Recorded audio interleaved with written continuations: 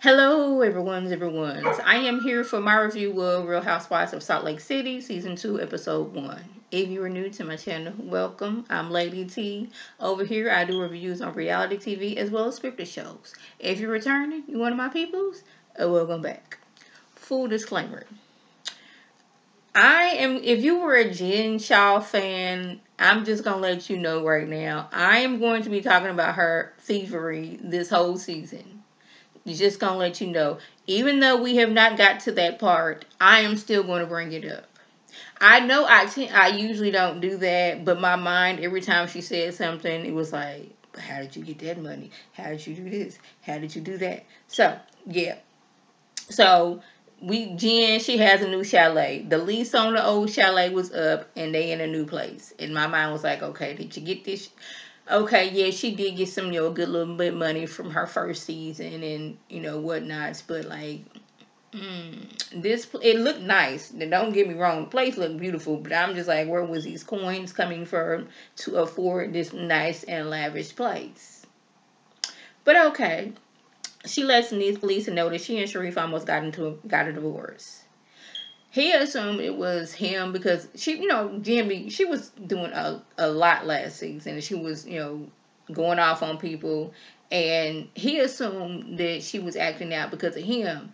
It was that she wasn't expressing herself. She was still mad that he was not there for her when her father passed away, and like she wanted him to be. But they in counseling now. They're doing a lot better. The thing is, she encouraged him to have this coaching job. And it's like, I can't be mad at you out here doing your job when I'm the one that told you to go out here and do your job. Like, this is not no pee-wee football. He a coach.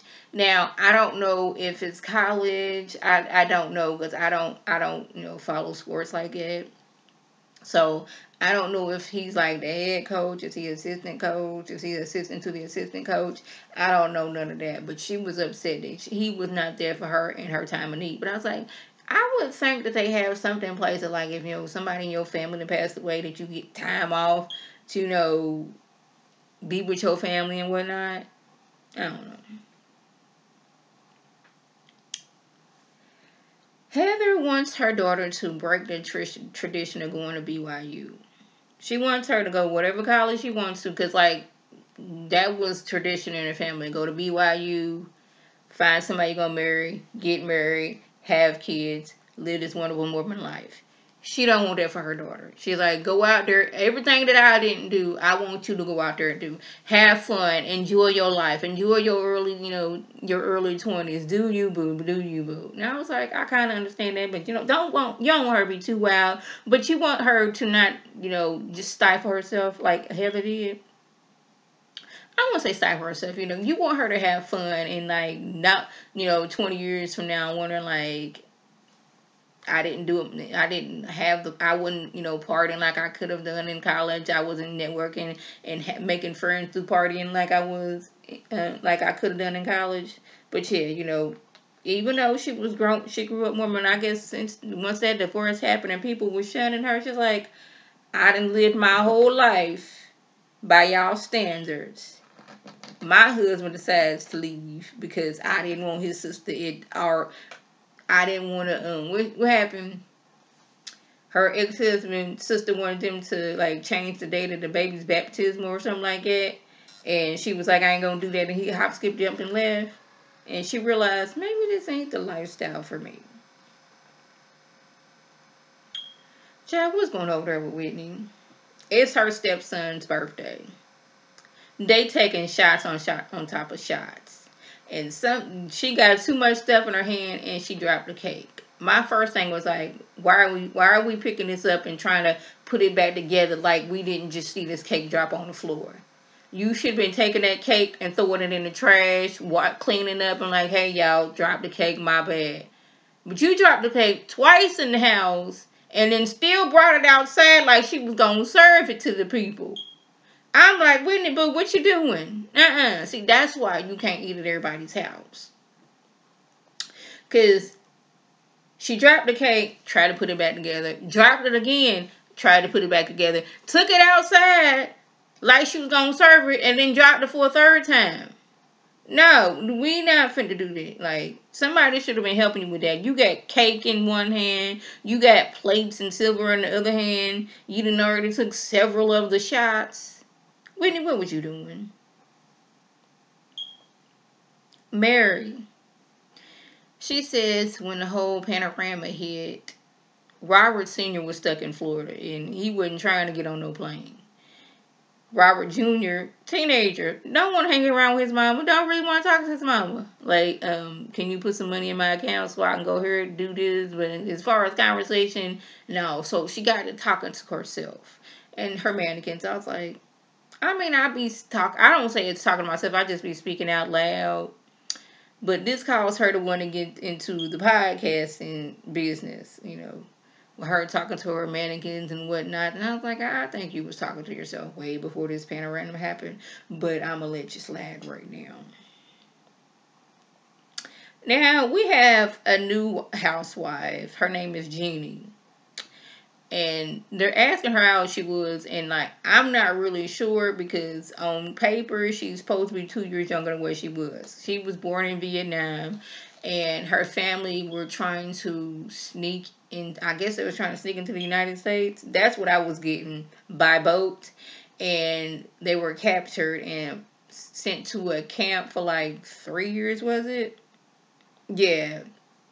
And while there, they spent 3 years there. And then their family was sponsored by a Christian church and brought to California. And I guess her dad is like, you 7 years old, I'm gonna make you 5 so you can go to, elementary school, so you ain't gonna be too behind. Well, you was gonna be behind anyway because you 7 in classroom with 5-year-olds. But anyways, then she said something that shocked me. She said when she first met her husband, he was cute from the neck down and the face up. He would not. I was like, are you sitting here on TV saying your husband is ugly or was ugly when you first met him? Because that's what I got out of it. That he looked good from the neck down, but that face up, it was a whole nother story. I'm like, okay, I hope you've had this conversation with your husband before you got on this camera and called him ugly.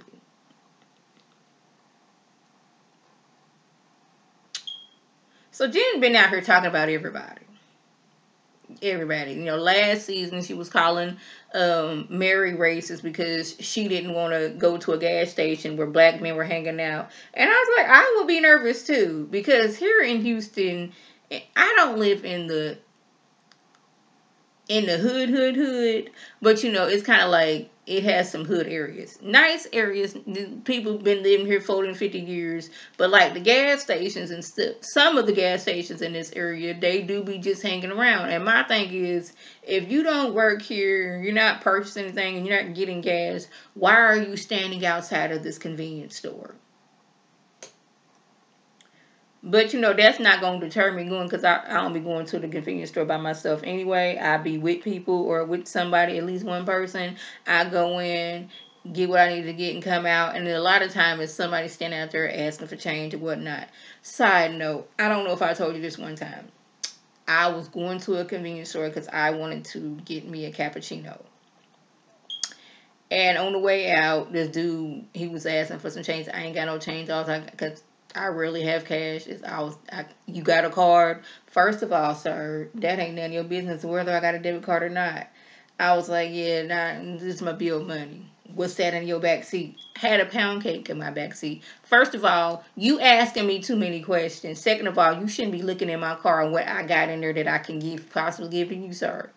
So that's one of the reasons why I don't first of all, I don't really go out there like that for real.